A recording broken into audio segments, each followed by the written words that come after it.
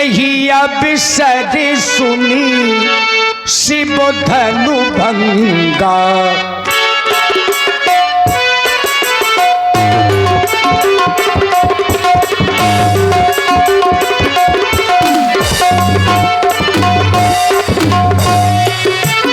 तहिया बिसर सुनी शिव धनु भंगा। आया बुभे के कुलो कमल पतंगा।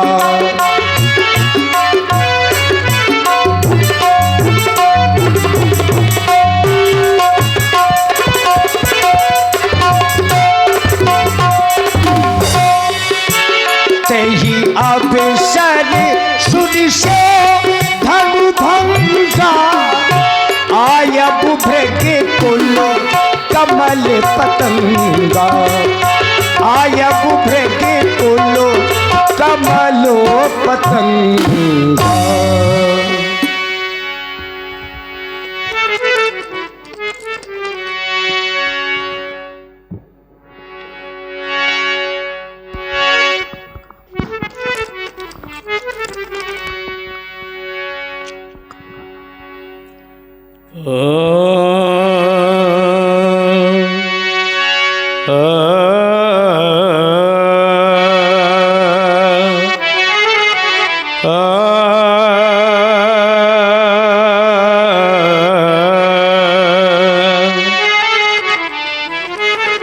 ओम श्रीमन्महागणाधिपतये नमो नमः। श्री वेद पुरुषाय नमो नमः। श्री मातृपितृचरण कमलेभ्यो नमो नमः।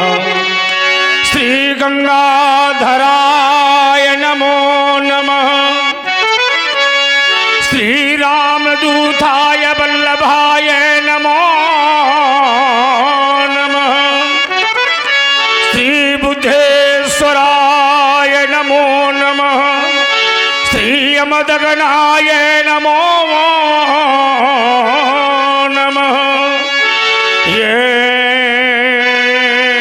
वंदे देव उमापतिं सुरवरं। ये वंदे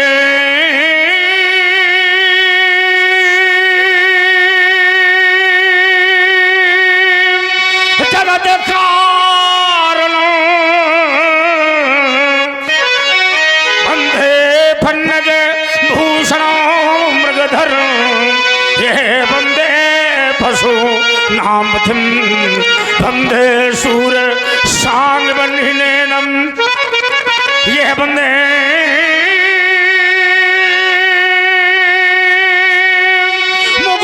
मुगोधाव्रियं। वंदे मातृजनाश्रयं चवर्णं। ये वंदे शिवं शंकरं। ये आत्मा त्वं गृजामति सहजरा। ये प्राणाशरी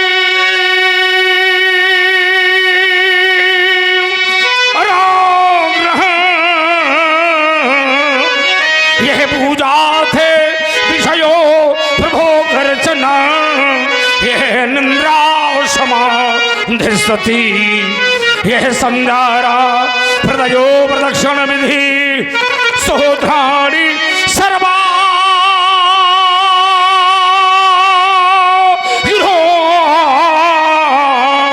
यद कर कर्म करो में धक दखिलो।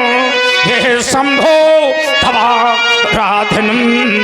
क्यों फबल फबल कर ये फबल रही हो। ये समझाल दी धारी।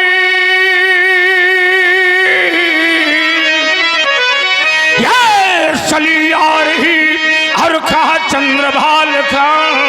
ये विस्मित है होती लहराती। क्यों थे भी तो हो रहा भाल चंद्र। क्यों ढगवा करता हो ढम ढम ढम। क्यों स्थलित हो रही ये शाखाएं।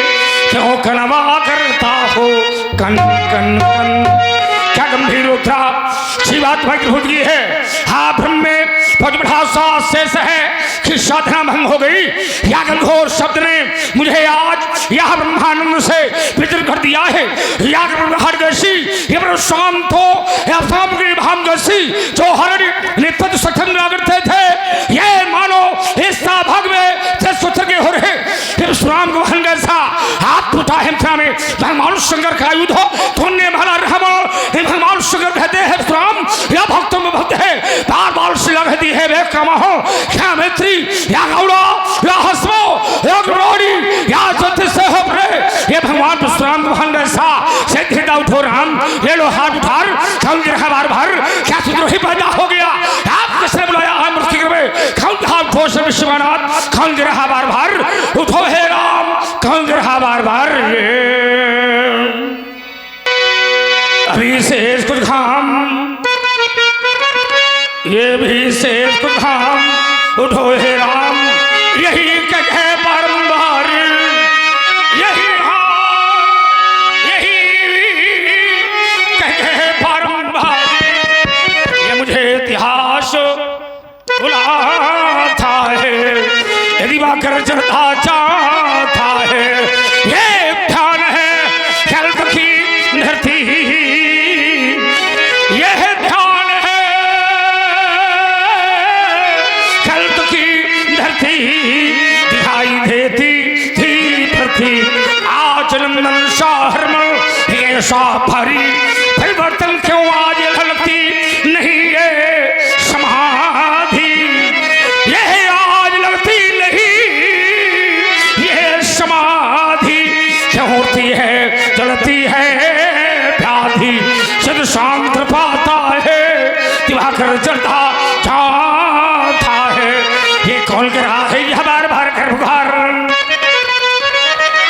अब कौन कर रहा है यह बार बार कर पुकार अब राम दोष है त्याग हाथ उधार धार ये चंद्रमा ने क्यों अब धरा क्यों हिला रही ज्वल हाथ चूं जला रही देखता हूँ स्वाद होकर के कारण क्या हम है हो गया मिथिला में किसी पर ने भगवान शंकर का जो खंडन कर दिया ये ब्रह्म उदादी हो हम मन में उताप फंस रही हो आप पूरा तो सुधरा देगी हो आज समझे हो आज समझ सक रहा परशुराम सब कर रहा है तुम मेहमान बोलो शंकर भगवान की जय हर हर महादेव शंभो हर हर महादेव शंभो अब सर सुनी से धनु भंगा आया वो भेद कुल कमल पतंगा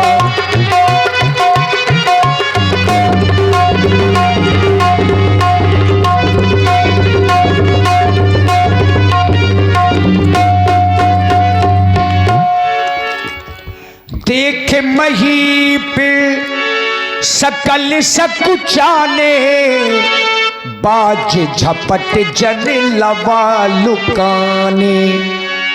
परशुराम जी को देखा तो राजाओं की स्थिति इसी प्रकार से हो गई। देखत भृगुपति बेसुख कराला उठे सकल भय बिकल भुवाला। सभी राजा मारे डर के खड़े हो गए और डर करके दंडवत प्रणाम करने लगे। पितु समेत कही कही निज नामा लगे करन साप दंडे प्रणामा। गिन बढ़ाओ उसमें डालो डालो टेबल डालो। जनक बहोरी आई सिर नाबा आई सिर नाबा। समिट समिट जल कह भर ही तालाब कह चिमि सद गुण सज्जन पहियावा चिमि सद गुण सज्जन पहियावा। तपोनिष्ठ जनक ब्रह्मनिष्ठ स्वीकार करें हमारा प्रणाम। आपके श्री चरणों में कोट कोट नमन है। स्वीकारे महाप्रभु। ओ भाग इस मिथिला का हे तपोनिष्ठ अभिनंदन है और कृत्य कृत्य हुई ये मिथिला समाज और कर जनक पद बंदन है। आपके श्री चरणों में सेवक जनक का प्रणाम स्वीकृत हो। महामंगल जीवन है तुम्हारा, महामंगल। बहुत ऐसे व्यक्ति होते हैं जो मंगल में अपना जीवन खोजते हैं। बहुत ऐसे व्यक्ति हैं जो मंगल में अपना जीवन खोजते हैं, पर कुछ लोग तो अपने जीवन को ही मंगल में बनाने का प्रयास करते हैं। हमारा जीवन मंगल में हो, अर्थात विदेशी लोग होते हैं वो मंगल में जीवन खोजते हैं, लेकिन हमारा भारतीय व्यक्ति ये कहता है कि हमारा जीवन ही मंगल में हो। इतना ही तो अंतर है। और इसीलिए मैं कहता हूं कि महामंगल जीवन है तुम्हारा, और यही साधना है। साधना जो होती है वो अपने आप दिखाई पड़ती है कि मैं स्वयं में साधक हूं, है ना, स्वयं में साधक हूं। ये साधना अपने आप दिखाई पड़ती है, उसे बताना नहीं पड़ता कि मैं साधना करने वाला व्यक्ति हूं, क्योंकि साधक का तेज, साधक का मस्तक और ये बताता है कि मैं स्वयं में साधक हूं, क्योंकि चमक रहा है तेज तुम्हारा।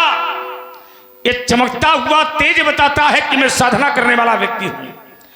और इसीलिए मेरा एक नारा चल रहा है, जनक चंदन चाहे माथे पर गिरे और चाहे माथा चंदन में गिरे, लेकिन शोभा तो मस्तक की ही बढ़नी है। लेकिन वही चंदन जब परमात्मा के मस्तक पर चढ़ जाता तो परमात्मा की शोभा नहीं बढ़ती, उस चंदन की शोभा बढ़ जाती है, क्योंकि परमात्मा तो स्वयं में शोभायमान होता है। जब परमात्मा स्वयं में शोभायमान होता है तो उसे किसी की शोभा की आवश्यकता या किसी पूजा की आवश्यकता या किसी सम्मान की आवश्यकता नहीं पड़ती है। प्रणाम करने वाले श्री रथध्वज भगवान शंकर के महान भक्त गार्गी, विदुषी जैसी महिला, अष्टावक्र जैसे महान आचार्य, याज्ञवल जैसे महान पुरुषाचार्य हो, ऐसे जनक को मैं कौन सा आशीर्वाद दे दूं, कोई स्थान रिक्त नहीं है। विचार करता जनक, तुम्हारे जैसा योगी, तुम्हारे जैसा राजा, तुम्हारे जैसा सिद्धांतवादी राजा, मानवता का रक्षक और भगवान शंकर का महान भक्त, क्या बढ़िया त्रिपुंड लगा है। ये त्रिपुंड हमें ज्ञात कराता है कि शिव महान भक्त है आप, है ना। इसलिए मैं कहा करता हूं कि व्यक्ति बैठा हो तो कुछ लोग उसे देखें।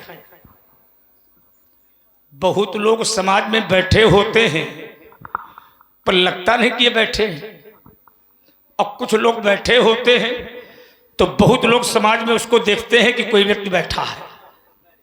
कोई व्यक्ति जा रहा है तो ना ज्यादा लोग देखा तो दो चार लोग तो पलट के देखा कि कोई व्यक्ति निकल गया, और तुम जा रहे हो कोई तुम्हें देख नहीं रहा।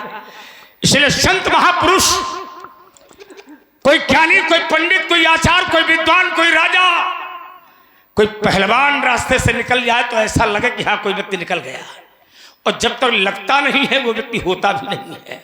बहुत ऐसे व्यक्ति होते हैं जिनको एक बार देख लिया जाए उनको बार बार देखने का मन करता है। क्यों मैं 80 देखा कि नहीं देखा आपने? बहुत ऐसे व्यक्ति समाज में मिले होंगे जिनको एक बार देख लिया जाए उनको बार बार देखने का मन करता, पर बहुत ऐसे व्यक्ति समाज में होते हैं जिनको एक बार देख लिया जाए उनको दोबारा देखने का मन नहीं करता। और देखना भी वो चाहिए जो देखने योग्य है, वो मत देखो जो देखने योग्य नहीं है, हटाओ उसको। देखने योग्य हो वो देखिए, अवश्य देखिए। देखन जोगू देखा वो जाए जो देखने योग्य है। पानी वही पीना चाहिए जो पीने योग्य है, फल वो खाओ जो खाने योग्य है, मित्र उसको बनाइए जो बनाने योग्य है, घर में उसको बुलाओ जो बुलाने योग्य है, और पैर भी उसी के छूना चाहिए जो छूने। हाँ, यह नहीं कि देखे पाओ है कि माथा धर दे। हाँ, थोड़ा इसको पतला करो। बहुत बढ़िया साउंड है तुम्हारा, और जैसा नाम तैसा काम। अब बहुत ऐसे व्यक्ति होते हैं हाँ जिनको एक बार देख लिया जाए उन्हें बार बार देखने का मन करता।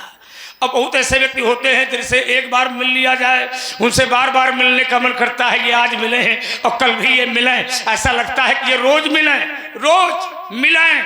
और बहुत ऐसे व्यक्ति समाज में होते हैं कि आज मिल गया है पर ये कल दोबारा न मिले, और धोखे में मिल जाए तो व्यक्ति मनाता है कि हे भगवान ये कहाँ से मिल गया। कितना कितना अभाग्यशाली व्यक्ति होगा जिसके लिए व्यक्ति ये मनावे कि ये दोबारा न मिले। वो भाग्यशाली हो ही नहीं सकता, बड़ा बिलवत्तर व्यक्ति होता है जो ऐसा होता है। ये जनक है व्यास, क्या बढ़िया स्वरूप है। और वाणी तो क्या बात है, वाणी न वाक्यम बहुमूल्योतोयम, है ना, वाणी न वाक्यम बहुमूल्योतोयम। वाणी ही ऐसी होती है जो घर घर में पूजी जाती है। वाणी ही ऐसी होती है जो घर घर में पूजी जाती है, और वाणी ही ऐसी होती है जो खुद का सम्मान कराती है, और वाणी ही ऐसी होती है जो खुद का अपमान, व्यक्ति के बोलने से उसका अपमान हो जाता है और व्यक्ति के बोलने से उसका सम्मान बढ़ जाता है। ये जनक है कैसा किस रूप में, ये है जनक, ये है जनक, ये है जनक, हाँ ये है जनक। ये जनक है गौरव गरिमा, गौरव गरिमा, गौरव गरिमा ज्ञान बढ़ावे, ये वही जनक है, हाँ वही जनक है। सूर्य सिंहों का, ऋषियों का सम्मान करावे, आए हुए अतिथि का स्वागत कैसे करना चाहिए इस राजा से अच्छा कोई नहीं जानता। चाहे देवता आवे, चाहे राक्षस आवे, और चाहे रावण आवे, व्यासी चाहे बाणासुर आवे, लेकिन स्वागत ये करता है। और यही हमारी भारतीय सभ्यता है, यही भारतीय सभ्यता है। दुश्मन भी दरवाजे आता है तो उसका भी सम्मान करना चाहिए। अतिथि देवो भव इसलिए तो लिखा गया है। एक समय था जब लोगों के मकान पहले छोटे छोटे बनते थे, अब बड़े बड़े बनते हैं। एक समय था जब लोगों के मकान छोटे छोटे बनते थे, और मकान पहले मिट्टी के ज्यादा बनते थे। काहे के बनते थे? हाँ, मिट्टी के मकान बनते थे, और मकान के दरवाजे इतने छोटे होते थे कि आया हुआ अतिथि सर झुका करके अंदर आता था और सर झुका करके ही बाहर जाता था। क्या दरवाजे थे, दरवाजे छोटे होते थे, मकान छोटे होते थे, मकान मिट्टी के बने होते थे, लेकिन बाहर वो इंसान, मकान तो छोटे होते थे, मकान मिट्टी के होते थे, लेकिन उस मकान में रहने वाला व्यक्ति व्यासी बहुत बड़ा होता था, बहुत बड़ा, बहुत बड़ा, बहुत बड़ा होता था। अब समय बदल गया है, अब मकानों की लंबाई बढ़ गई, मकान बड़े लंबे चौड़े बनते हैं, मकान ईंट मोरम मिट्टी के बनते हैं, लेकिन ईमानदारी है कि इस मकान में रहने वाला व्यक्ति बड़ा छोटा हो गया। समय परिवर्तन है। एक समय था जब लोगों के कपड़े बड़े गंदे होते थे, फटे होते थे, पुराने होते थे, लेकिन फटे पुराने कपड़े पहनने वाला व्यक्ति बड़ा ईमानदार होता था। अब समय बदल गया, अब लोगों के कपड़े बड़े साफ सुथरे होते हैं, बड़े चमकदार होते हैं, लेकिन वो साफ सुथरे कपड़े पहनने वाला व्यक्ति बड़ा बेईमान हो गया, बड़ा बेईमान। कपड़े तो बढ़िया होते हैं, लेकिन अंदर झांक कर देखो बड़ा बेईमान व्यक्ति पाया जाएगा। इसीलिए तो महापुरुष कहते हैं व्यासी, ऋषियों का सम्मान करावे, ये वही जनक है, हाँ वही जनक है। जो धरती से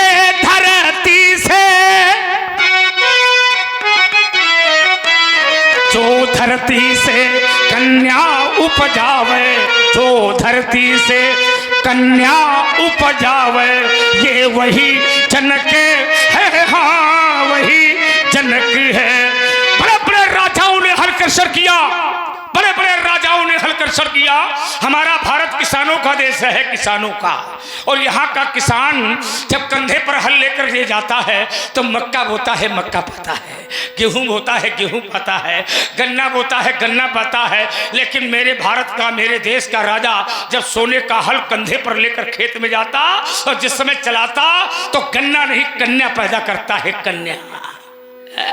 18 पुराण, 6 शास्त्र, 4 वेद बनाए गए, लेकिन किसी पुराण में, किसी वेद में, किसी शास्त्र में आज तक कोई ऐसा राजा नहीं पैदा हुआ जो धरती से कन्या को पैदा कर सके, और ना कोई किसान पैदा हुआ जो धरती से कन्या उपजावे वही जनक है। हाँ,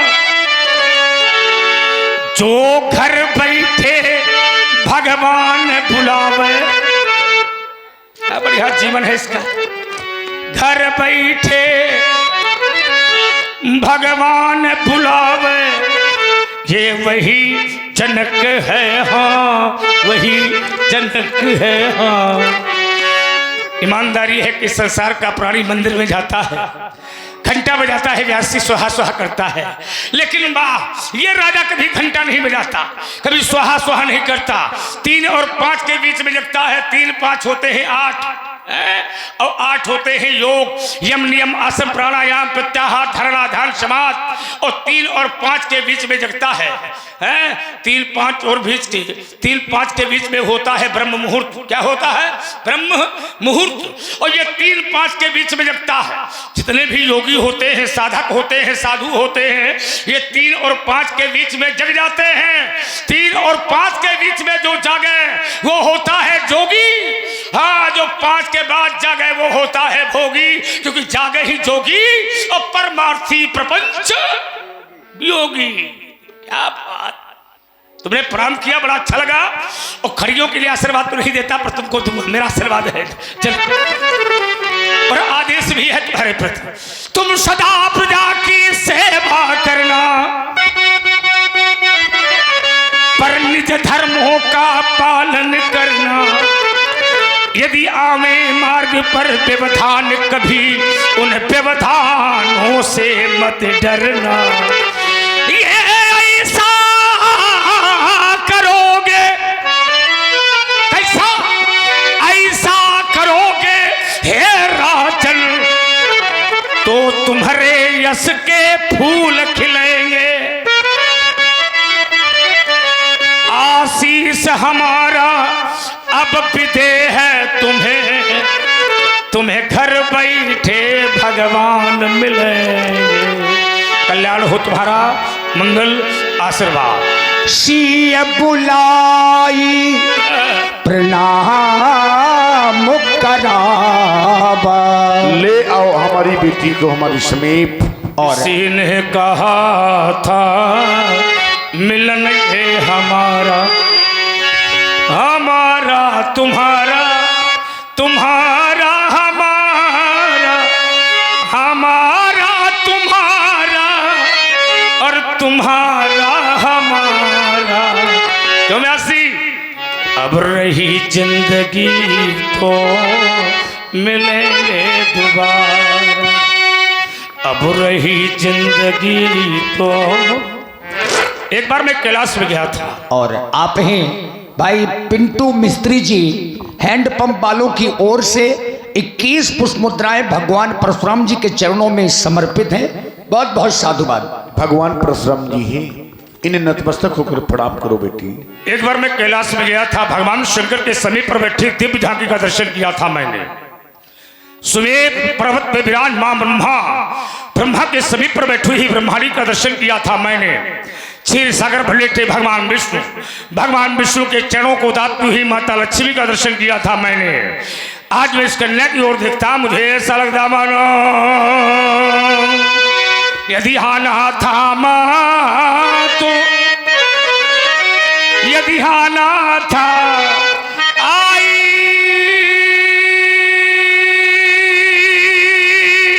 हो, यदि हाना था बताना था मुझे मां तो,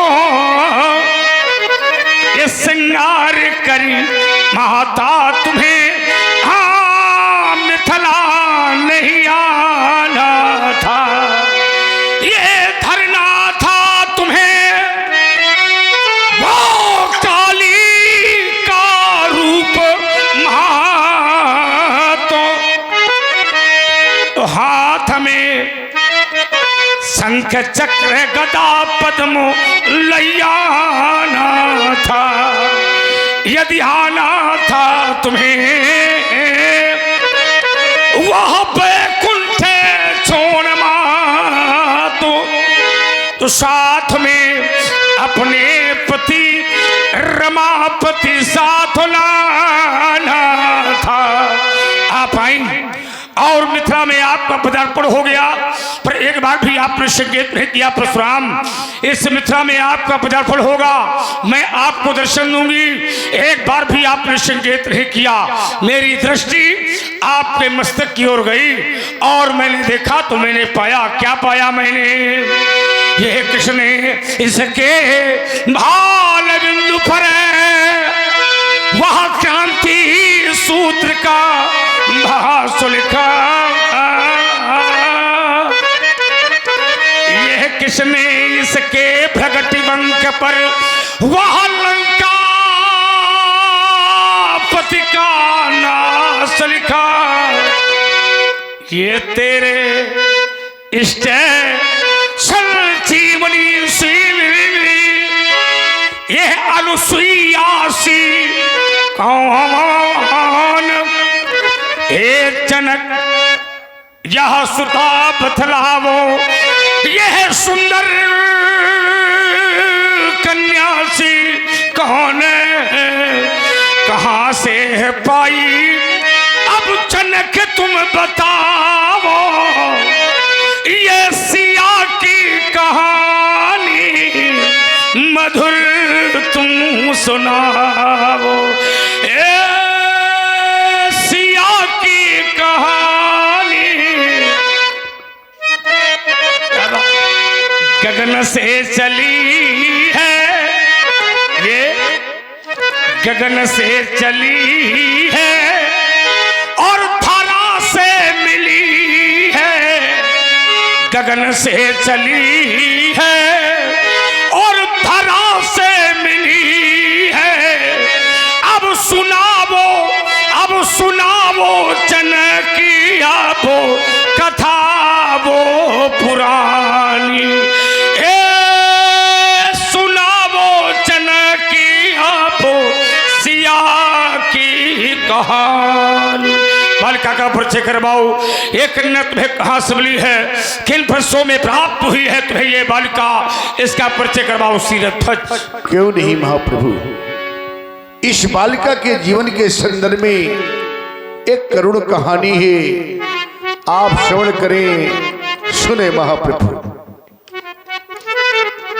एक कहानी बड़ी जो सुनानी पड़ी और मिथिला में विपदा ये देखो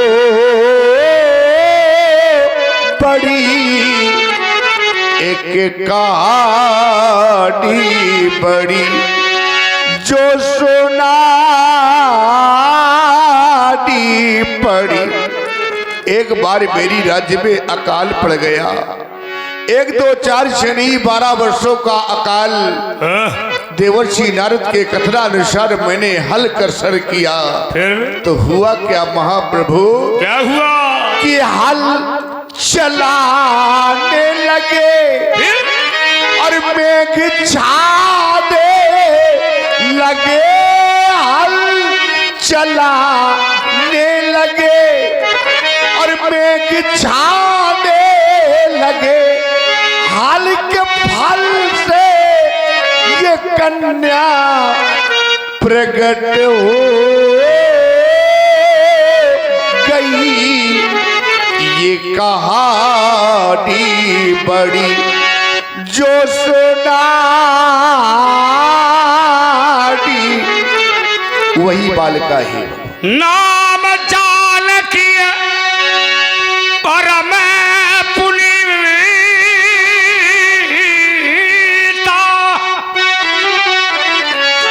यह नारद आयु कहब पुण्य सीता। यह नारद आयु कहो पुनि। ये वही बालिका है जो तुम्हें धरती से मिली है। कितने वर्ष पानी नहीं बरसा? 12 वर्ष। 12। और इसी प्रस्तुति में आप हैं आदरणीय श्री राजेंद्र पांडे जी, पूर्व परशुराम जी के अभिनेता। आपकी ओर से 21 मुद्राएं भगवान परशुराम जी के चरणों में, 21 मुद्राएं श्री राजा जनक जी के चरणों में और 21 मुद्राएं व्यासपीठ के लिए साधुवाद। 12 साल पानी नहीं बरसा, 1 वर्ष नहीं, 2 वर्ष नहीं, 3 वर्ष नहीं, 4 नहीं, 6 नहीं, 12 साल पानी नहीं बरसा। इतना बड़ा दुकाल पड़ गया इसके यहाँ। 12 साल पानी नहीं बरसा, पीने के लिए पानी नहीं था, खाने के लिए दाना नहीं था, प्रजा त्राई त्राई कर रही थी, भूखों मर रही थी तुम्हारे यहाँ की प्रजा। अच्छा, तो तुम और तुम्हारी प्रजा क्या पीते थे, क्या खाते थे? तुम जिंदा कैसे हो? अरे कुछ तो बताओ भाई। 12 साल तो माने रखता है व्यासी। यहाँ तो हमें लगता है कि एक दिन पानी ना मिले तो ये मर जाएंगे। क्यों भाई? और राजा के यहाँ तो 12 साल माने 1 वर्ष में 12 महीने होते हैं। अब पुरुषोत्तम मास आ जाए तो 13 महीने हो जाए। और तुम्हारे यहाँ 12 साल पानी नहीं बरसा, और खाने के लिए दाना नहीं है, पीने के लिए पानी नहीं है। आखिरकार प्रजा और तुम्हारे यहाँ के नगरवासी जीवित कैसे हैं? मुझे कारण बताओ। ये सत्य है। मेरे पास में जो कुछ मेरे राज खजाने में था, मैंने प्रजा के लिए सब खोल दिया। कूप सूखने लगे। जो कूप थे वो धीरे धीरे सूख रहे थे। अच्छा, अब जब ऐसी आपत्ति आ गई कि कुछ नहीं मेरे राज्य में बचा, मेरे पास कुछ नहीं था। ठीक। यहां तक कि देवर्षि नारद ने जब मुझसे कहा कि सोने का हल कृषण करो, तो मेरे पास इतना स्वर्ण नहीं था कि मैं सोने का हल बनवा लेता। अभी तो तुमने बताया कि मैंने सोने का हल चलाया है। हाँ, तो सोने का हल कहाँ से आ गया? हाँ, ये बात सत्य है। अभी तुमने बताया समाज में कि सोने का हल मैंने चलाया है। चलाया है। तो तुम्हारे पास वो सोने का हल कहाँ से आ गया जब तुम्हारे राजकोष में कुछ नहीं था? हाँ, ये भी सत्य है। मेरे राजकोष में नहीं था, लेकिन आप जैसे विद्वानों की एक बात मुझे याद आ गई। कौन सी? और याद कौन सी आई? कि आपत्काल ये परखिए चारी, बुद्धिमान हो और धीरज धर्म मित्र अर नारी। उस आपत्ति काल में मैंने अपना धर्म नहीं छोड़ा, अपना साहस नहीं छोड़ा। और सौराष्ट्र में मेरे मित्र हैं महाराजपुर, उनके पास गया, वहां से सोने का हल लाया, साथ में रानी सुनैना को लिया और हल का सड़ किया और सीता को प्राप्त। एक बार तालियां बजा दीजिए हाथ चुकी। देखिए, प्रमाणिक बात को सब लोग स्वीकार करेंगे। धन्यवाद। ने फंदा तो लंबा डाला था हमने जी, लेकिन चूके हम, ये नहीं चूका।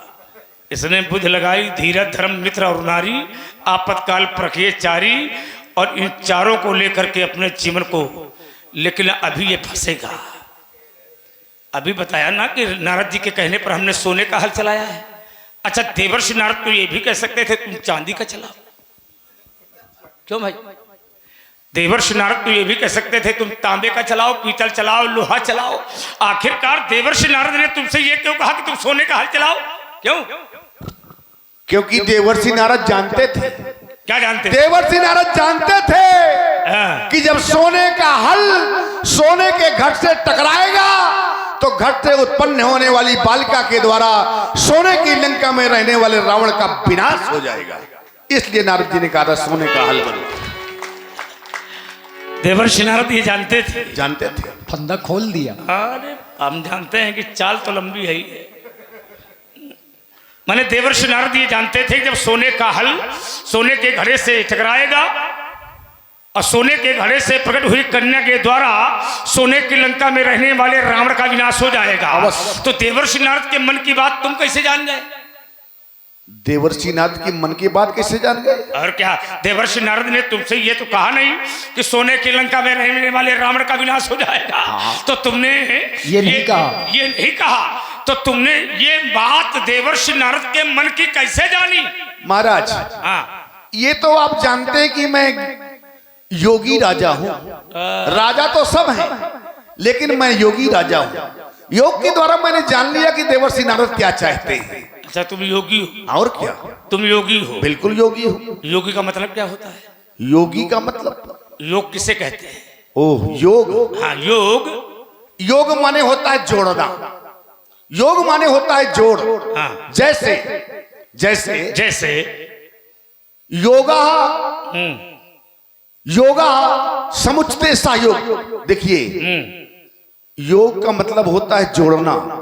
जैसे मेरे एक हाथ में चंदन का लेप कर दिया जाए, एक हाथ में धधकता हुआ भास्कर का पिंड रख दिया जाए, तो चंदन वाले हाथ में ना शीतल का आभास और ना अंगारे वाले हाथ में उष्णता का आभास। इसे कहते हैं योग। योग राजकाज सब कुछ करते हुए परम ब्रह्म परमात्मा में ध्यान रहे, उसे कहते हैं योग। योगा समझते साही योगा, योगा कर्मस कौशलम, जो कर्म के कौशल से फलीभूत हो, उसे कहते हैं योग। गजब कर दिया इसने तो। अब महाराज बहुत पूछा आपने, तभी कहा पूछा, भी तो दो तीन बहुत पूछा व्यास जी, बहुत पूछा आपने। एक जिज्ञासा है जानने की तुम्हारे अंदर। मैं प्रश्न नहीं कर रहा, अच्छा। आपके समक्ष प्रश्न नहीं कर सकता, लेकिन एक जिज्ञासा है। जिज्ञासा हमसे है? हमसे है कि इन लोगों से? नहीं, आपसे। हमसे? आपसे जानना चाहता हूं, जानने की जिज्ञासा है। भाई योग तो आपने जाना, अब मुझसे जो बना मैंने बताया योग के विषय में, लेकिन नियोग क्या है ये जानना चाहता। देखो, नियोग मतलब बदले की भावना। देखिए, नहीं नहीं नहीं, बदले की भावना नहीं है, बिल्कुल नहीं। अंदर की बात मैं भी जान गया। तुम्हारे अंदर ये भावना उत्पन्न हुई कि जो व्यक्ति 3 प्रश्न पूछ सकता है, उससे एक पूछने में क्या बुराई है। हाँ, ठीक कहते हो। अब पूछा तो ऐसा पूछा कि नियोग क्या है। नियोग उसे कहते हैं कि इच्छा न हो और प्राप्त हो जाए। इच्छा न हो, प्राप्त हो जाए। जैसे भगवान वेदव्यास, इच्छा नहीं थी और फिर भी प्राप्त हो गया। कौन? सुखदेव। तो इच्छा ना हो, प्राप्त हो जाए, उसको नियोग कहते हैं। हमारी इच्छा नहीं है, फिर भी हमें प्राप्त हो, ये है नियोग। और कुछ? तालियां भाई।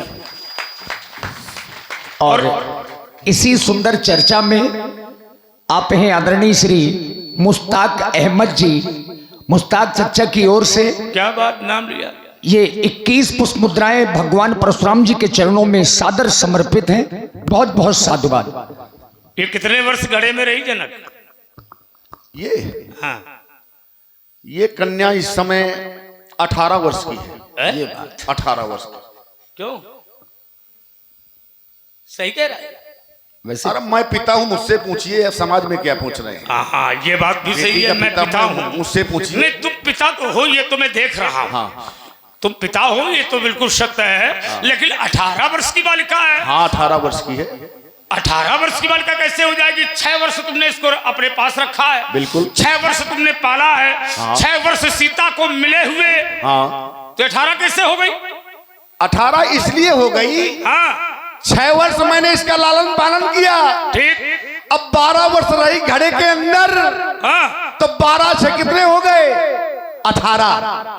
सजीव अवस्था में 12 वर्ष तक घड़े के अंदर रही और 6 वर्ष मैंने लालन पालन किया, इसलिए बालिका है 18 वर्ष। वाह, ये प्रमाणित कोई शास्त्र भी करता होगा, आचार्य वाल्मीकि भी करते हैं। बिल्कुल करती होगी। अब 12 साल ये घड़े में रही और 6 वर्ष जनक ने पाला, अर्थात ये चेतन अवस्था में तुम्हें प्राप्त हुई है।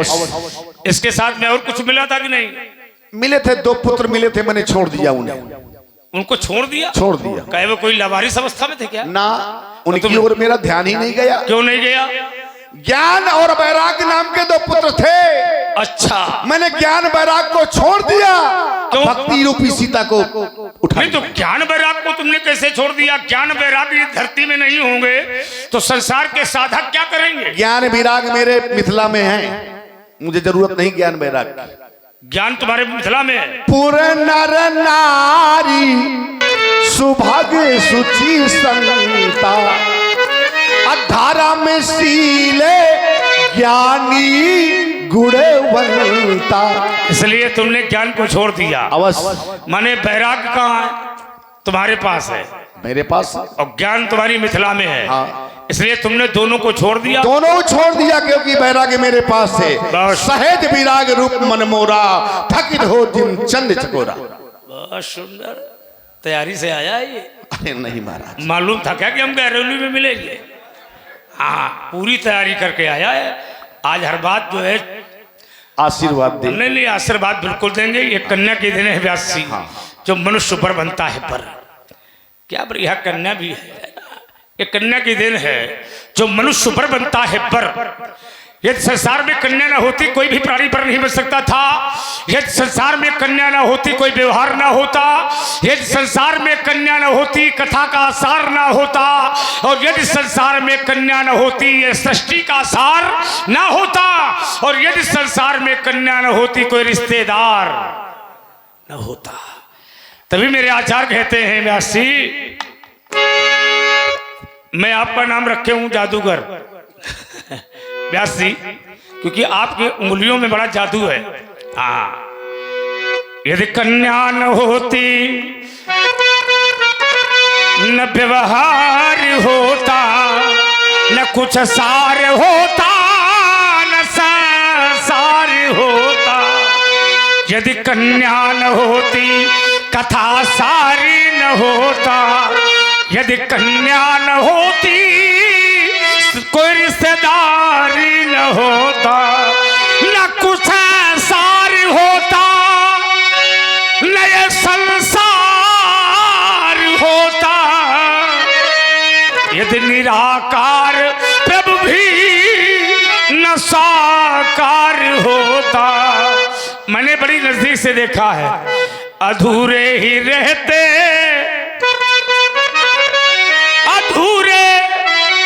अधूरे ही रहते ये जगत के ये नाते। यदि निराकार ब्रह्म न साकार होता। वो निराकार ब्रह्म न साकार। बेटी हो तो सिर्फ सीता जैसी होनी चाहिए।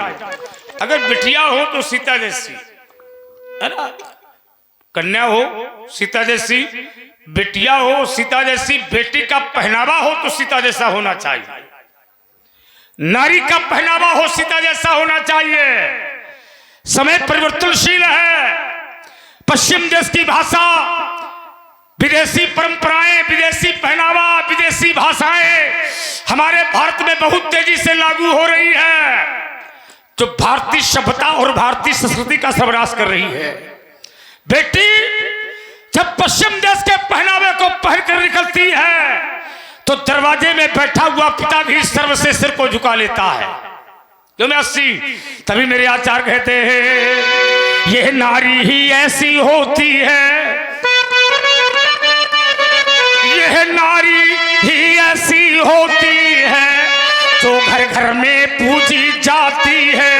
पर यह नारी ही ऐसी होती है जो घर का नाश कराती है। नारी का जीवन सुख में भी होता है और नारी का जीवन दुख में भी होता है। नारी सुख का भी रूप है, नारी दुख का भी रूप है। नारी श्रद्धा का रूप है, नारी तो क्षमा का रूप है, नारी तो लक्ष्मी का रूप है, नारी तो काली का रूप है, नारी तो दुर्गा का रूप है, नारी तो निश्चय रूप में कहीं न कहीं से देवी का रूप है। नारी का जीवन सुख में भी है। मेरे देश का व्यक्ति जब विदेश में जाता तो वहां का व्यक्ति पूछता तू कहां से आता। मेरे देश का व्यक्ति जब विदेश में जाता वहां का व्यक्ति पूछता तू कहां से आता। वो कहता मैं वहां से आया हूं जिस देश में गंगा बहती है, उस भारत से आया हूं जहां मेरे भारत में गंगा बहती है। उसने कहा मेरे विदेश में तेरे भारत में क्या अंतर है। उसने कहा मेरा भारत वो देश है, देश तो विश्व विश्व में बहुत हैं, पर कोई ऐसा देश नहीं है जिसको कहते हो माता। पर मेरा भारत एक ऐसा देश है जिसको कहते भारत माता। ये वो देश है, मेरा भारत वो देश है जहाँ की मिट्टी को भी माता कहते हैं। मेरा भारत वो देश है जहाँ वृक्षों को भी माता कहते हैं। मेरा भारत वो देश है जहाँ पशुओं को भी माता कहते हैं। मेरा भारत वो देश है जहाँ बहते हुए जल को भी माता कहते हैं। मेरा भारत वो देश है जहाँ पुराणों को भी माता कहते हैं। मिट्टी में धरती माता, वृक्षों में तुलसी माता, पुराणों में गीता माता, पशुओं में गाय माता, बहते हुए जल में गंगा यमुना त्रिवेणी माता। अरे ये वो भारत है जहाँ राजा की पत्नी भी माता होती है।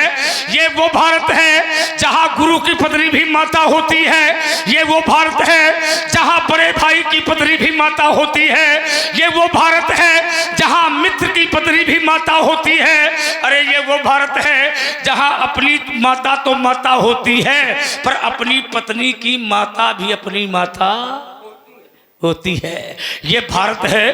तभी तो काव्य तुलसी लिखते हैं व्यासी, शंभु प्रसाद सुमत ही है हुलसी। हुलसी, ये हुलसी का बेटा तुलसी। तुलसी राम बोला धुबे, शंभु प्रसाद सुमत ही है हुलसी।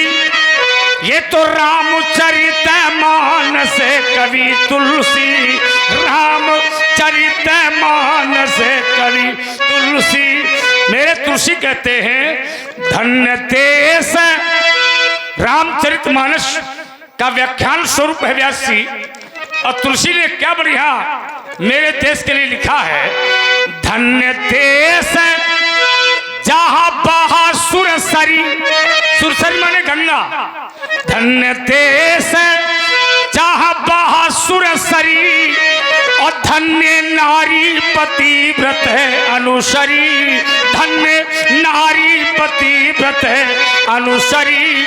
मेरे भारत की नारी एक ही धर्म एक व्रत में माँ। ये मेरे भारत की नारी है, एक ही धर्म एक व्रत में माँ। काय बचन मन पति पद प्रेमा। क्यों व्यासी, सास ससुर गुरु सेवा करे हूँ। ये मेरे भारत की नारी है जो सास ससुर की सेवा करती है, पति के पग चिन्हों पर चलती है, पति के लिए जीती है, परिवार के लिए जीती है, भारत के लिए जीती है। ये मेरे भारत की सभ्यतापूर्ण नारी है। मेरे भारत का एक नियम है, एक वर्ष में 2 बार और 6 महीना में 1 बार नवरात्र आता है, देवी जागरण मनाया जाता है। उसे 1 साल में 4 नवरात्र होते हैं, 2 गुप्त होते हैं, 2 प्रत्यक्ष होते हैं। 6 महीना में 1 बार, 1 वर्ष में 2 बार।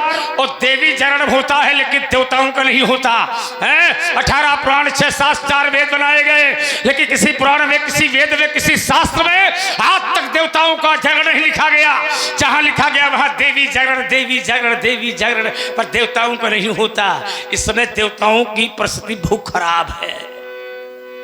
इस समय देवता बहुत गड़बड़ चल रहा है।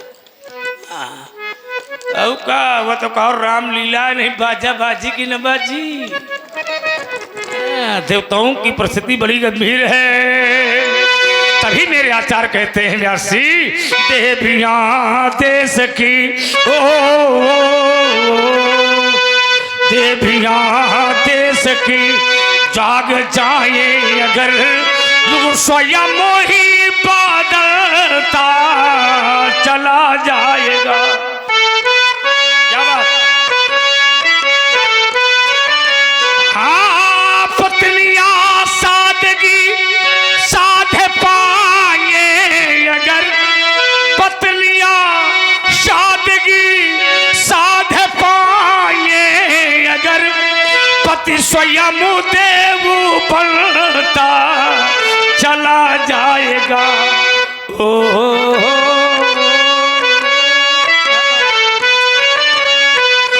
छोड़ दे नारियां अब गलत रूढ़ियां। बस इतने ध्यान रखें, छोड़ दे नारियां अब गलत रूढ़ियां, तोड़ दे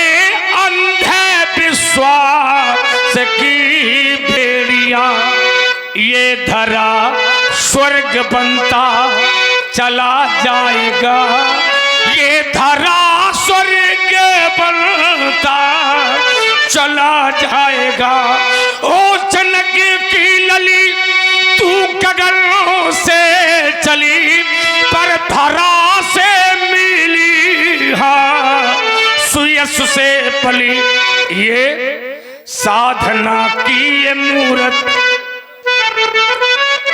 तो मैं साधना की ये मूरत, हसीमान मूरत, मूरत वारी मूरत, मूरत मधुर मनोहर देखी। साधना की ये मूरत अब कहानी बनी, ये राजो रानी बनी, महारानी बनी। ओ जनक की लली तू गगन से चली, तब धरा से मिली, हाँ जनक से पली।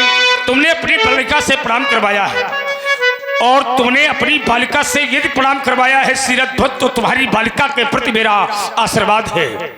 जनक यह बनो जनक का गौरव सीता, पर तू वसुधा का सम्मान बन गई। ये गगन छोड़ धरती पर आई, तू जल जल की जान बन गई। ये गगन छोड़ धरती पर आई, तू जल जल की जान बन गई। ये सदापति की सेवा करना,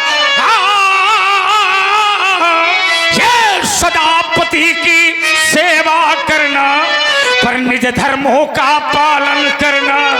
आशीष हमारा है सीते, अखंड सौभाग्यवती रहना, अखंड सौभाग्यवती भाव।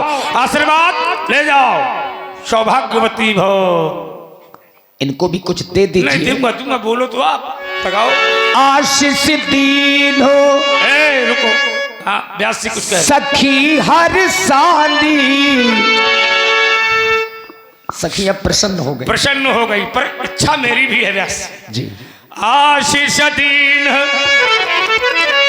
आशीर्वाद तो मैंने सीता को दिया है। क्यों भाई, किसको दिया आशीर्वाद? सीता जी को। बहुत सुंदर, यही भाषा शैली होना चाहिए, है ना। लो अब वैसे कहूँ, हाँ का औ कहूँ होते तो के खा आशीर्वाद दीन सीता का, आई लागत है उन्हें के अम्मा आए।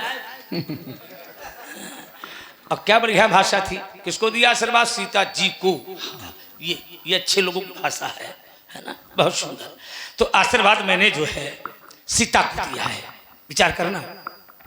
लेकिन सखिया प्रसन्न हो रही है, बात कुछ कब समझ में आ रही है। इनको क्या मिला? आशीर्वाद सीता को दिया, सखिया प्रसन्न हो रही है, कोई ना कोई कारण होगा। जरा मैं सखियों से मिल लेता हूँ, क्योंकि मैंने सुना है कि बड़ी ज्ञानी सखी है ये। हाँ आपने बताया था चतुर सखी लखी। हाँ कहा बुझाई, बुझाई तो कुछ हमहू का बुझाई। अब का बुझाई ये तो बात है। हाँ कौन है चतुर? हाँ ये है चतुर सखी। कौन चतुर है? ये चतुर है। हाँ। अब बताओ, आशीर्वाद सीता को दिया, अखंड सौभाग्यवती भव, तो ठीक है। तुमको कौन भव? अरे हमारी किशोरी जी है, हाँ आपने उन्हें आशीर्वाद दिया, दिया, इसलिए हम प्रसन्न हो गए। क्यों क्यों भाई? आशीर्वाद तो हमने सीता जी को दिया है, तो तुमको प्रसन्न होने की क्या आवश्यकता है? अब जैसे माता पार्वती ने इनको वरदान दिया हो, तो तुम प्रसन्न हो जाओ। हमको कोई वरदान दे दे तो हमारी माता जी प्रसन्न हो जाए, तो कोई ना कोई लक्ष्य होगा। हाँ तुम बताओगे क्या? ये मिथिला है जी, और मिथिला में ये दर्शाया गया है, ये सखियां दर्शा रही है समाज को। क्या दर्शा रही हैं? जैसे वाह एक पिता के दो पुत्रियां होती हैं, वाह। एक का विवाह, एक का विवाह अच्छे घर में हो जाए एक का, और दूसरे का विवाह किसी गरीब घर में हो जाए, तो बहनों बहनों में ईर्ष्या होने लगती है। हाँ पिताजी के लिए, बहनों बहनों में भी ईर्ष्या होने लगती है कि वो अच्छे घर में है। मैं ये दर्शा रही है यहाँ की सखियां। हाँ ये मिथिला है, सीता की सखियां दर्शा रही हैं। आशीर्वाद आपने सीता को दिया है, लेकिन प्रसन्न ये सखियां। अर्थात कहने का मतलब ये है कि अगर पिता अपनी दोनों कन्याओं का विवाह एक का जो है निर्धन घन में कर दे, एक के धनवान के यहाँ कर दे। हाँ। तो निर्धन घन की कन्या ये ईर्ष्या करती है बिल्कुल कि मेरे पिता ने ये गलत किया है, मेरी बहन का विवाह जो है धनवान के यहाँ कर दिया, मेरा निर्धन के यहाँ कर दिया। ये ईर्ष्या होती है। लेकिन इन पुत्रियों में ऐसी ईर्ष्या नहीं है। ये दर्शा रही है कि जो सीता को मिल गया वो हमको मिल गया। ये बात अच्छा, बुद्धिमान जनक हो तो ठीक है, चलो बचा लिया सखियों को, अच्छी बात। ले जाओ खेलो कूदो। विश्वामित्रो मिले पुण्य आगी। संजय वाचा, क्या बढ़िया जीवन है। और ये सत्य है कि हरि कृपा का पात्र होना चाहिए। संत का मिलना ही हरि कृपा का पात्र होना है। संत मिले, साधु मिले, महात्मा मिले तो मान लेना चाहिए कि कहीं ना कहीं से हरि की कृपा है, परमात्मा की कृपा बरस रही है, तभी संत साधु लोग मिलते हैं, महात्मा मिलते हैं। अच्छे महापुरुष का दर्शन होना ही भाग्यशाली अपने आप को मानना चाहिए। नहीं तो फिरते तो बहुत लोग हैं लेकिन नहीं मिलते। और आज मिथिला की पावनपुरी धरती पर महर्षि विश्वामित्र जी का आगमन हो गया। 88,000 महात्माओं के साथ हुए चलने वाले ये महापुरुष हैं। ये व्यास नैमिष की धरती से लेकर के रेवा नदी के तट से लेकर के समुद्र के किनारे किनारे भ्रमण करने वाले महापुरुष लोग हैं। ये जाने कितने तीर्थों को सानिध्य में कर लिया इन लोगों ने तपस्या के द्वारा। और आज मिथिला में आपका आगमन, बड़े पुराने रिश्तेदार हैं, ये हमारे बड़े पुराने रिश्तेदार हैं। इन्होंने हमको देखा तो ये मिलने स्वयं चले आए। और चले इसलिए आए कि इन्होंने हमको देख लिया, पहले नहीं आए, देख लिया तो चले आए। बड़े दिनों बाद मिले हैं ये। हाँ, अब बहुत ऐसे लोग होते हैं। हाँ, बहुत लोग ऐसे होते हैं जो रास्ते मिल जाते हैं। वाह, कहाँ थे तुम, बड़ी याद आ रही थी तुम्हारी। बस हाँ, देख लिया तो याद आ रही थी, और न देखा होता मर गए कि जिंदा हो, कोई लेना देना। हाँ, ये मुंह देखा व्यवहार है। आज महर्षि विश्वामित्र जी ने हमें देखा तो ये मिलने के लिए चले आए। और रिश्तेदार भी बहुत पुराने हैं हमारे। विश्वामित्र जी की बड़ी बहन सतवती मेरे बाबा श्री ऋषिक महाराज को ब्याही है। मेरी दादी वर्तमान समय में कौस्की नदी के रूप में बह रही है। मेरे पिताजी के मामा है ये, मेरे पिताजी के मामा मेरे पितामह माने बाबा। मैं बहुत छोटा था, 5 वर्ष की आयु में ये वही कंधे हैं जिन कंधों पर बैठ करके मैं समुद्र के किनारे किनारे घूमा करता था। वो भी एक समय था जब मैं 5 वर्ष का था। बाबा उस समय जवान थे, बाबा के कंधे बड़े मजबूत थे। मैं बैठ जाता था और रेवा तट समुद्र के किनारे किनारे घूमा करता था। आज बाबा को मैंने देखा, मुझे अपना बचपन याद आ गया। वो 5 वर्ष का बचपन मुझे याद आया और ऐसा लगता है व्यास में वहीं बैठ जाऊं। बैठने का मन तो आजो कर रहा है, अवस्थानुसार। हाँ, ठीक कह रहे हो आप, अवस्थानुसार, अवस्था देख के व्यवस्था करनी चाहिए। भाई नाती जब छोटा होता है, बाबा जवान होता है, बाबा के कंधे मजबूत होते हैं, बाबा नाती को बैठा लेता है अपने कंधे पर, नगर नगर गांव गांव जगह जगह घुमाता है, मेला दिखाता है। दिखाता है कि नहीं दिखाता है? हेन से लेके इमिलिया तक का मेला दिखा लाता है। हमने देखा है बाबा लोगों को भाई। ये नाती बाबा का प्रेम है। लेकिन वही बाबा यदि बूढ़ा हो जाए, बाबा के कंधे कमजोर हो जाए, हाथ पैर कमजोर हो जाए, और नाती जवान हो जाए, नाती के हाथ पैर मजबूत हो जाए, कंधे मजबूत हो जाए, ये नाती का भी धर्म है कि अपने बूढ़े बाबा को अपने कंधे पर बैठावे और बाबा के उच्च स्थान पर पहुंचावे। ये नाती का धर्म है और कुशलता है। हाँ, सभी प्रकार की कुशलता है। बाबा अकेले आए हो ना, जब भी हम आपसे मिले हैं कभी खाली हाथ नहीं मिले। पति सरोज बेटा राम और लक्ष्मण मेले दो भाई।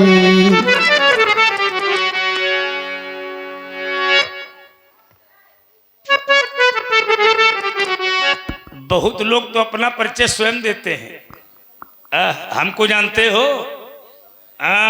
हमारा ये नाम है, हमारा ये काम है, हम यहाँ के रहने वाले हैं। अब बहुत लोग अपना परिचय स्वयं नहीं देते। क्यों? मैं सही बगल वाला दे देता है, इनको जानते हो, इनका ये नाम है, इनका ये काम है, यहाँ के रहने वाले हैं। परिचय अपना वो देते हैं जो परिचय के मोहताज होते हैं। परिचय के मोहताज वो लोग होते हैं जिनके सिर में कभी सम्मान के ताज नहीं होते। कौनो माथा न धरे तो कहा करिए, कपारे में लिखे हैं शंभू, शंभो क्या बढ़िया जीवन है। क्यों? अब वो परिचय के मोहताज नहीं होते जिनके सिर में सम्मान के ताज होते हैं। मणि मुकुट कुंडल क्रीट मुक्तावली शोभित हो रही है, दिव्य आभूषण, क्या दिव्य मोतियों की मालाएं गले में पड़ी हैं और आभूषणों से जड़ित हैं ये, और राज वस्त्रों से भी सुशोभित हैं ये। और जिस समय शिष्टाचार इन्होंने किया तो मुझे लगा व्यासी, हाँ किसी शिष्ट, किसी विशिष्ट, किसी ज्ञानी, किसी धर्मात्मा के ही बेटे हैं ये, हाँ किसी महापुरुष के बेटे हैं ये, क्योंकि इनके शिष्टाचार में ही मैं समझ गया था कि निश्चय रूप में किसी ज्ञानी के बेटे हैं ये। किसके बेटे हैं ये? राम लखन दशरथ के धोता, तीन असी से जानी भली जोता। अयोध्या के राजा दशरथ के बेटे हैं। जो ये सांवले वर्ण का है इसका नाम राम है, और जो ये गौर वर्ण का है इसका नाम लक्ष्मण है। क्या बढ़िया नाम लिया है आपने, राम लखन दशरथ के ढोटा। चक्रवर्ती चूड़ामणि भूपाल, सरयू नदी किनारे रहने वाला महामणि विभूषित धर्म धुरंधर गुण नित्यानी उनके बेटे हैं ये, है ना? क्यों? हाँ, सांवरे का नाम राम और गौर का नाम लक्ष्मण। बहुत सुंदर। ये दो लड़का है कि और है? दो और है, वो अयोध्या में है। उनका नाम क्या है? भरत और शत्रुघ्न। इनमें छोटा बड़ा कौन है? ये राम बड़ा है, और दूसरा भरत है, तीसरा लक्ष्मण है, और चौथा शत्रुघ्न है। चौथा दशरथ की कितनी आंखें हैं? 2। लड़का कितने हैं? 4। लड़का 4, दशरथ की आंखें 2। तो इनमें ये बताओ कि 4 बेटों में दशरथ की कौन सी आंख है? राम। अकेले राम। प्रथम और तृतीय। देखो व्यास से तुम समझा भी रहे हैं, व्यास गद्दी और राजगद्दी दुई पूजनी है, सब ध्यान रखो, है ना? इनके बिना तुम एक पग नहीं चल सकते हो। और निश्चय व्यास ने संकेत किया कि प्रथम और तृतीय आपने बताया। देखो, और जहां तक इनके विचार पे अपना विचार मिलाओ, व्यास के विचारों में अपने विचार मिलाओ और फिर मेरे विचार सुनो। प्रथम और तृतीय 4 वेद। दशरथ की आंखें हैं 2, बच्चे हैं 4। इन 4 बच्चों में दशरथ की आंख कौन कौन सी हैं?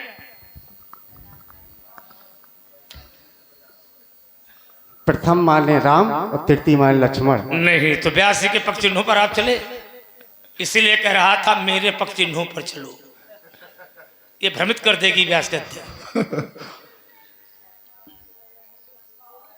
और ईमानदारी व्यास से ये है कि दशरथ की 2 आंख हैं। कौन कौन सी? मानसकार ने लिखा है, राम भरत मोरी 2 आंखें। देखो फिर भ्रमित कर दिया तुमको। भ्रमित किया। राम भरत मोरे 2 आंखें। बहुत सुंदर, बहुत सुंदर। व्यास जी साधुवाद है आपको। इनको क्यों लाए हो? अपनी यज्ञ सहायता के लिए लाया था। यज्ञ किया आपने? हाँ, यज्ञ किया। अच्छा, और पूर्ण भी हुआ। पूर्ण भी हो गया। पूर्णाहुति कर दी। पूर्ण में रहा, पूर्ण में जब पूर्णाहुति कर दिया, पूर्णाहुति। भंडारा किया कि नहीं किया? अरे भाई, पूर्णाहुति किया होगा तो भंडारा भी किया होगा। क्यों व्यासी? अब तुमने यज्ञ किया है और यज्ञ में तुमने इनको बुला लिया, और हम तुम्हारे रिश्तेदार हैं तो तुमने हमको नहीं बुलाया। तो तुम ऐसा करो, धीरे से निकल ले, और आज के बाद हमारी तुम्हारी रिश्तेदारी खत्म। और हेन ते लेके मौदहा तक, इमलिया तक, थोखे माँ बीमार मुस्कुरा तक दिखाई पड़े हो तो समझ ले तुम। सही बात है। 100 ब्राह्मण बराबर 1 मान। अरे फिर वही बात व्यासी। अरे 100 ब्राह्मण बराबर 1 मान। अरे भाई, मैं मान महामेहमान हूं मैं, मानदान का मानदान हूं मैं, समझो जरा। और इन्होंने यज्ञ किया, हमको नहीं बुलाया। ऐसा रिश्तेदार किस काम का? कौने काम का? अरे भाई, कोई धार्मिक कार्य करो, कोई यज्ञ करो, भागवत कराओ, कथा कराओ, कोई मांगलिक कार्य करो, धार्मिक कार्य करिए, लेकिन रिश्तेदार नातेदार मानदान को बुलाइए।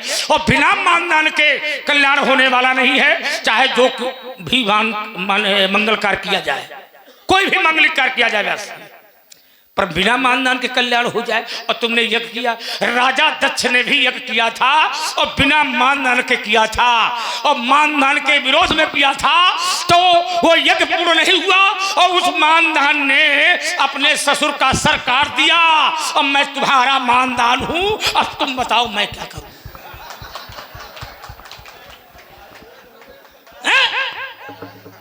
मैं भी काटूंगा, पर मैं अकेले में काटूंगा। हाँ, उन्होंने समाज में काटा था, पर मैं अकेले में। क्यों?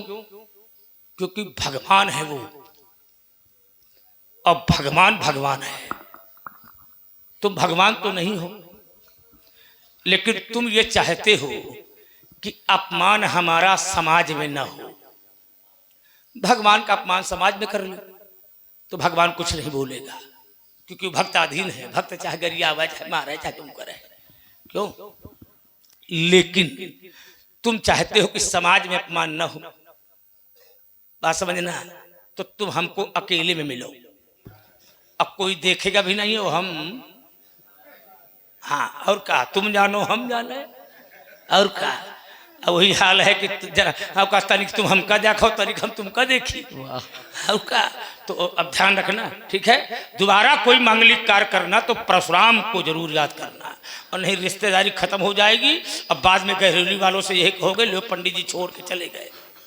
हाँ, बढ़िया दिव्य बालक है, हमारा आशीर्वाद है। व्यासी बालक बढ़िया है, और राजा के बेटे हैं। इन बालकों ने प्रणाम किया है, हमारा आशीर्वाद बालकों के प्रति है।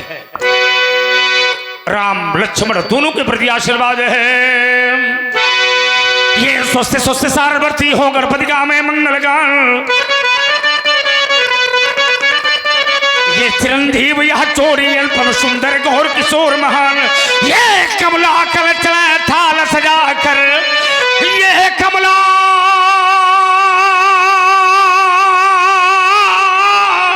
ये कल चला थाल सजा कर, ये आरती करने कोया में, ये सुर किन्नर गंधर्व आदि, ये सुमन मार्ग में दिखरा में। ये देव तुम्हारे शरण छग हो, ये देव तुम्हारे शरण छग हो, और यह सदा शेष साई भगवान। ये दसों दिशाएं यश गाती हो, पर कभी न हो इनका अवसान। हाँ, पर कभी न चिंता की ज्वाला में, पर कभी न चिंता की ज्वाला में, और चलेते हैं इन बालों की अभिलाषा बस यही हमारी। छवि देखो इन लालों की, राजपुत्रो मम वाक्यम त्रैलोक सेनाथनः, हरि सन्मुखम जय प्राप्ति दीर्घायु राम लक्ष्मण। दीर्घायु भव। पुनः पुनः आशीर्वाद बालकों के प्रति हमारा आशीर्वाद है। और देखा है पहली बार, जाना है पहली बार, रूप अपार। अरे बिल्कुल हो। हम चाहते हैं थोड़ा सा समय भी अधिक हो रहा है। अच्छा, राम ही चितई। अरे अब आपने संकेत कर दिया, ले जाओ ले जाओ ले जाओ। हाँ, चूंकि सब लोग प्रतीक्षा में बिल्कुल बिल्कुल बिल्कुल बिल्कुल प्रतीक्षा। भगवान परशुराम जी का ध्यान अब मिथिला की